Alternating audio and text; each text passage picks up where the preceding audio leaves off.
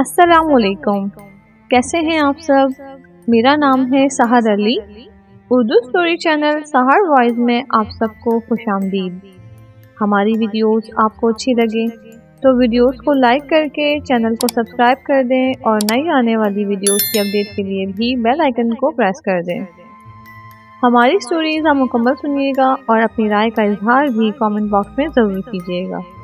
ہمیں آپ کے کامنٹس کا انتظار رہے گا۔ ہر انسان کے ساتھ کبھی نہ کبھی کوئی نہ کوئی ایسا واقعہ ضرور پیش آتا ہے جسے وہ بھلائی نہیں بھولتا اور دماغ کے کسی نہ کسی کونے میں محفوظ ہو جاتا ہے۔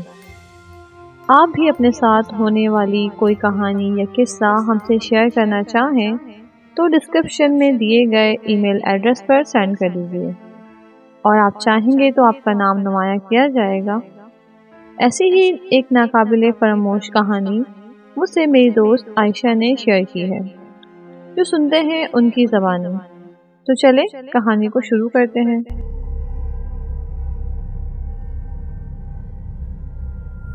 میرا نام عائشہ ہے اور میں پاکستان کے شہر کراچی میں رہتی ہوں۔ میں آپ کو اپنے ساتھ ہونے والا ایک سچا واقعہ بتانے جا رہی ہوں۔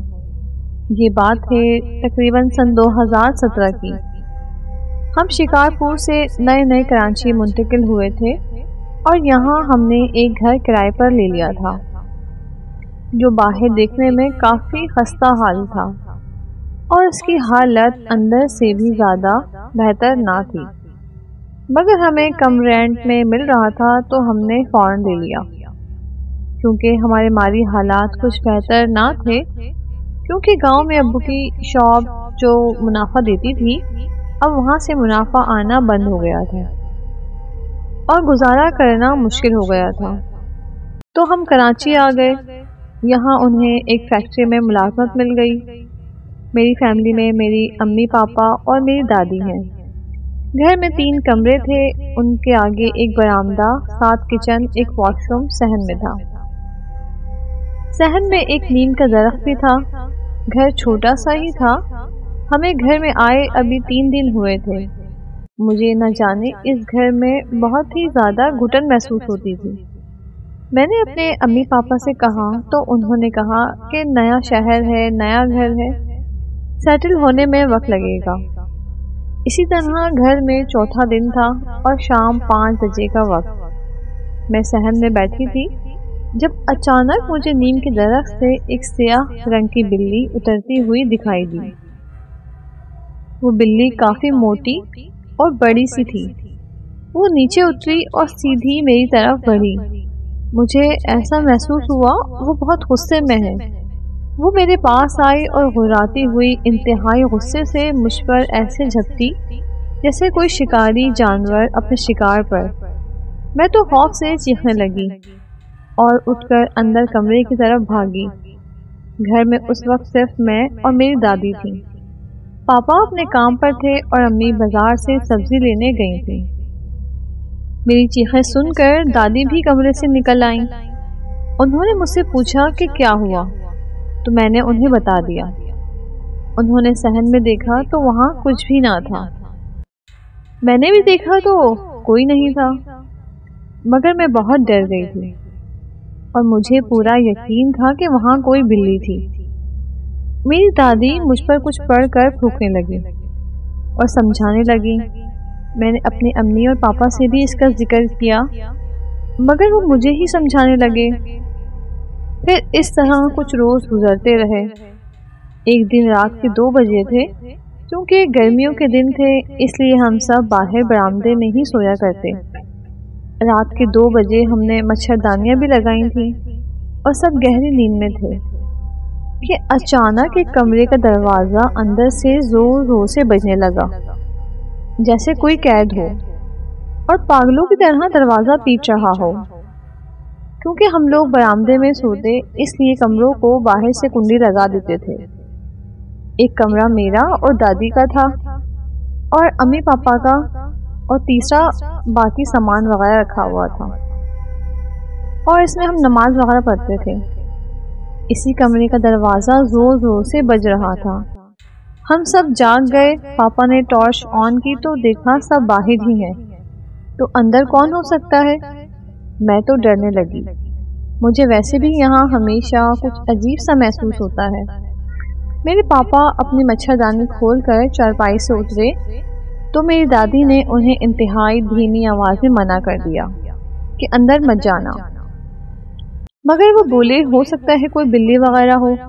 وہ گئے اور انہوں نے دروازہ کھول دیا. انہوں نے جیسے ہی دروازہ کھولا انہیں ایک بہت بری بو آئی، ایسی کہ جیسے کوئی سڑی ہوئی لاش. انہوں نے اپنا ناک بند کر لیا، لیکن اس وقت یہ بات انہوں نے ہمیں نہیں بتائی.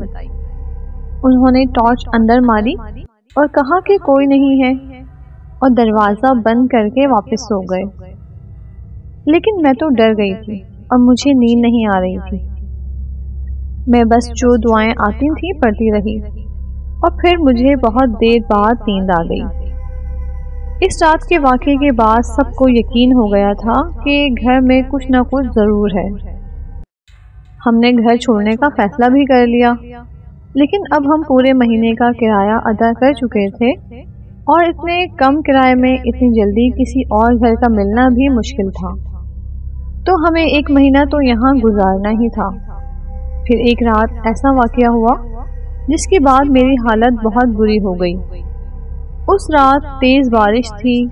میں اپنی دادی کے ساتھ پلنگ پر سوئی تھی اور مجھے اس رات ویسے بھی بہت زیادہ ڈر لگ رہا تھا. اس لیے میں نے بالکل اپنی دادی سے لپٹ کر سو گئی. اس وقت شاید رات کے 11 بجے تھے جب میں نے کروٹ بدلی اور اپنا بازو آگے کیا کہ اچانک کسی نے میرا ہاتھ بہت مضبوطی سے پکڑ لیا. دادی تو میری پیٹھ کی طرف تھی اور امی پاپا اپنے کمرے میں. تو یہاں کون ہو سکتا ہے؟ میرا تو اوپر کا سانس اوپر اور نیچے کا جیسے نیچے ہی رہ گیا. جس نے ہاتھ پکڑا وہ کوئی بہت مضبوط ہاتھ تھا. اس نے میرے ہاتھ کو دبانا شروع کر دیا. میرا حلق خشک ہو گیا. نہ جانے میں کتنے چیخنے کی کوشش کر رہی تھی مگر حلق سے آواز نکل ہی نہیں رہی تھی. پھر اچانک سے ہی جس نے میرا ہاتھ پکڑا تھا چھوڑ دیا اور میں تو خوف کے مارے دادی سے لپٹ گئی. اس واقعے کے بعد مجھے 3-4 دن بہت شدید بخار رہا.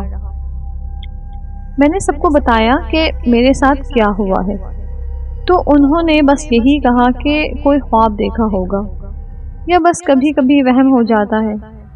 مگر امی پاپا اور دادی بھی اندر سے ڈرے ہوئے تھے.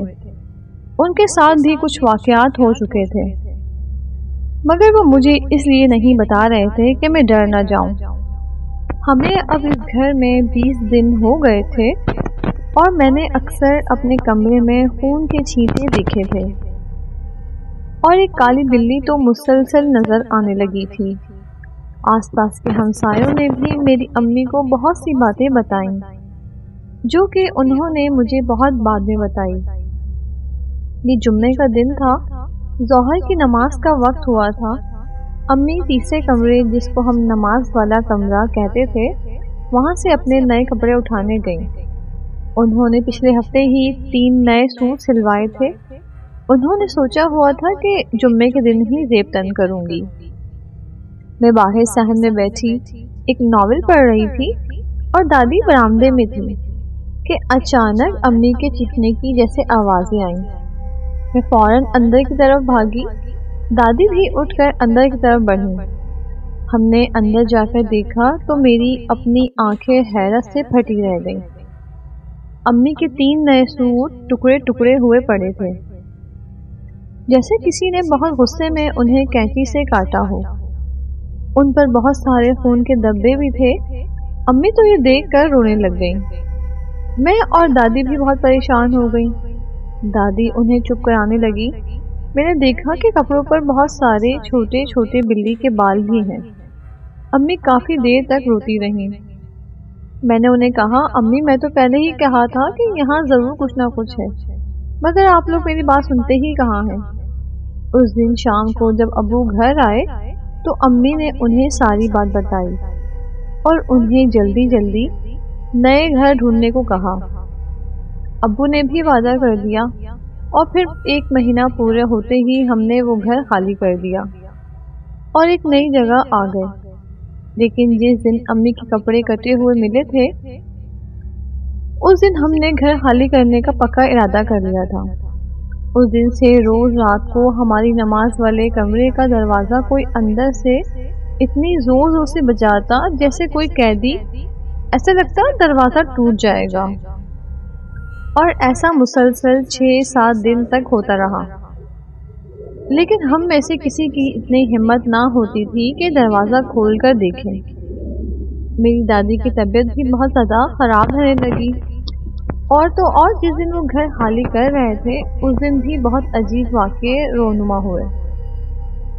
ہمارے صحن میں کوئی 10-12 کالی بلیاں جمع ہو گئیں اور بار بار عجیب آوازیں نکال رہی تھیں اور کبھی کبھی آپس میں لڑ جاتی۔ لیکن وہ گھر خالی کرنے کے بعد ہم نے تو خدا کا لاکھ لاکھ شکر ادا کیا۔ نیا گھر اچھا تھا، یہاں ہمارے ساتھ کچھ ایسا ویسا نہیں ہوا۔ پھر مجھے میری امی نے بتایا کہ ساتھ والی پڑوسن آنٹی نے انہیں بتایا تھا کہ بہت پہلے وہاں ایک سکھ فیملی رہتی تھی، 2 میاں بیوی اور ان کی ایک بیٹی تھی۔ اس آدمی کو شراب کی لت تھی اور وہ اپنی بیوی کو بہت مارتا تھا اور اپنی بیٹی پر بھی تشدد کرتا تھا۔ کبھی کبھی اپنی بیوی اور بیٹی کو گھر سے نکال دیا کرتا تھا۔ وہ دونوں بہت تنگ تھی اور ایک دن اس کے شوہر نے نشے کی حالت میں رات کے وقت بیوی اور بیٹی کو کمرے میں بند کر کے آگ لگا دی۔ آس پاس کے لوگ شور سن کر آئے اور آگ بجھانے کی بہت کوشش کی، مگر دونوں ہی جل کر مر گئیں اور وہ خود بھاگ چکا تھا۔ کچھ دنوں بعد اسے بھی پولیس نے گرفتار کر لیا۔ پھر کچھ عرصہ تو گھر خالی رہا، پھر اس آدمی کے بھائی نے ہی کچھ کام وغیرہ کروا کر کرائے پر چڑھا دیا۔ 2 سال پہلے وہاں ایک نیا شادی شدہ جوڑا رہنے کے لیے آیا، مگر انہیں 2 مہینے ہی ہوئے تھے کہ ان کی بھی شاید سلنڈر پھٹنے یا لیک ہونے کی وجہ سے جل کر موت ہو گئی۔ ان آنٹی نے یہ بھی بتایا کہ اکثر گھر میں سے رات کو دروازہ بجنے کی آوازیں آتی تھی اور کبھی کبھی کسی عورت کے رونے کی آوازیں۔ کبھی تو گلی میں کھیلتے بچوں نے بھی بتایا کہ انہیں وہاں کچھ عجیب و غریب چیزیں دکھائی دیتی تھیں۔ اور جس دن سے وہ عورت اور اس کی بیٹی مری تھی اس سے 3 دن بعد ہی اس گھر میں ایسے واقعات ہونا شروع ہو گئے تھے۔ اور بھی کافی ہمسایوں نے میری امی کو اس بارے میں بتایا، اور تو اور میری امی نے یہ بھی بتایا کہ جس رات میرا ہاتھ کسی نے پکڑا تھا اسی رات بارش میں وہ رات کو اٹھ کر واش روم جا رہی تھی۔ انہوں نے دیکھا کہ صحن میں نیم کے درخت کے نیچے ایک گنجی عورت بیٹھی ہے جس نے کالا لباس پہنا ہوا تھا اور وہ رو رہی تھی۔ امی اسے دیکھ کر فوراً آیت الکرسی کا ورد کرنے لگی اور واپس آ کر سو گئی، اور اس بات کا ذکر انہوں نے صرف ابو سے ہی کیا تو ابو نے انہیں بتایا کہ کل رات کو میں نے بھی درخت کے نیچے ایک چھوٹی سی لڑکی کو دیکھا جو بال سے کھیل رہی تھی۔